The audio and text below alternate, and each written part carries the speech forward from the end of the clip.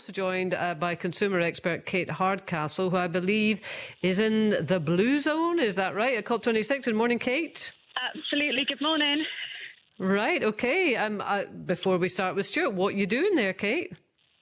I'm here for a few different interviews with some of the big retail leaders in terms of what they are truly doing effort-wise regards environment and sustainability. So it's going to be interesting because I'm representing the voice of the customer.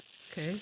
Kate, reusable rather than recyclable, is that the way we're going? In some cases, yeah. I think consumers certainly have shown that since the lockdown, actually, there was time to become aware in everyone's life of just how much stuff we have, how much stuff we use, and become a bit more purposeful in what we buy. And I think the biggest change has been consumers actually realise that instead of feeling like that any effort they make wouldn't make a difference, they actually do have the power in their purse, and it's about making responsible choices.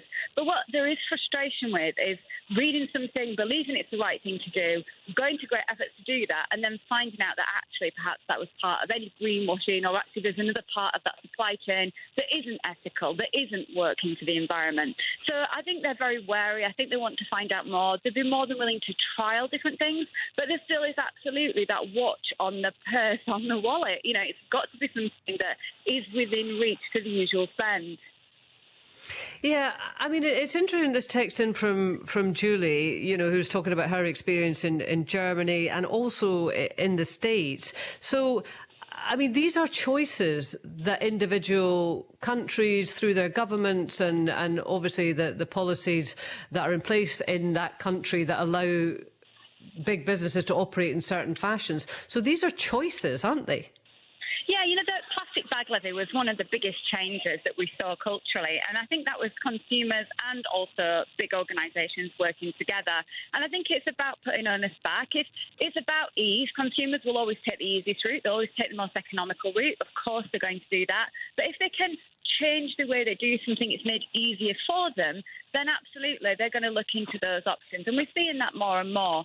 And it can be anything from the washing powders that they use, subscription models in terms of more environmentally friendly products that you can just refill yourself at home. There is desire to do it, but the minute anything becomes too complicated, too costly, or indeed looks to contradict itself in what it does, that's the issue. I think we need action from all stakeholders. We need action from authorities and government to make the levies, to make the changes, to make the impacts by putting rules in. I think businesses need to work and make it easier for consumers to do it. But at the end of the day, Kay, we're the ones that make the difference. We will absolutely be the ones that our patterns will make the impact. And it's pulling consumers together. So we need more of these initiatives, but we also need to know about them, and we need them to be supported and championed so we as consumers can understand. It shouldn't be difficult. It shouldn't be difficult for us as consumers to find out what the right thing to do is. Sometimes it can be incredibly complex, just trying to look into something like, right, how can I get a better takeaway delivery and what are the options available to me? Do you see other people adopting Stuart's model? I don't want to give him competition for his company before it's totally off the ground, but I mean, Kate, do you see other people jumping on this? Yeah, absolutely. If it's proven and actually it can be done and there's profit to be made, any business is going to be looking at that and looking over the shoulder thinking that's the right thing to do. And we do need that tipping point as consumers. Obviously, we want organisations to succeed. What I find to be absolutely polarising is often smaller businesses can be the real pioneers here. They can actually be looking at things and making things happen a lot quicker than some of the bigger businesses who actually have a lot of red tape in there and can really take their time.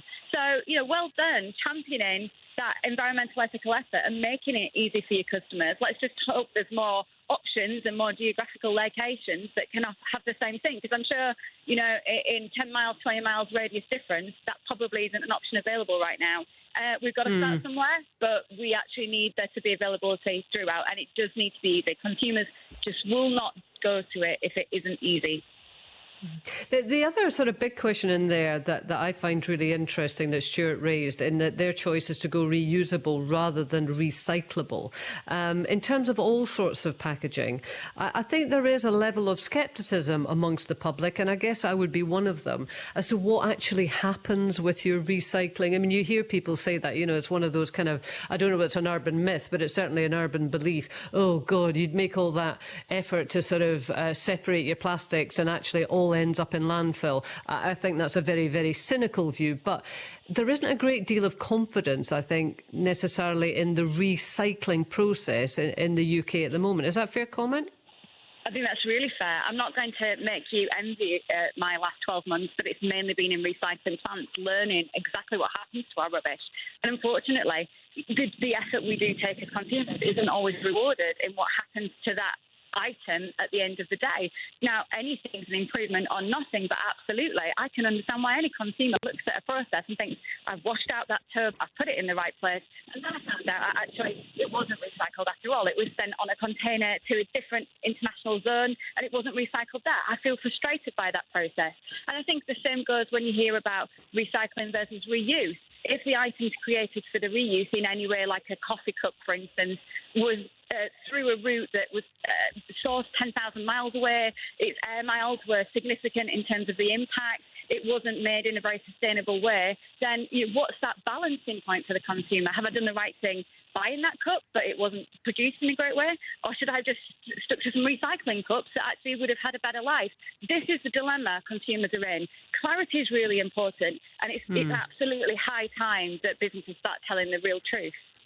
Yeah, and if that's one of the great ambitions of COP26, I think clarity in terms of, people at punter level who genuinely want to make a difference. There's very few people who are turning their face to the wall here, but they need to know what it is.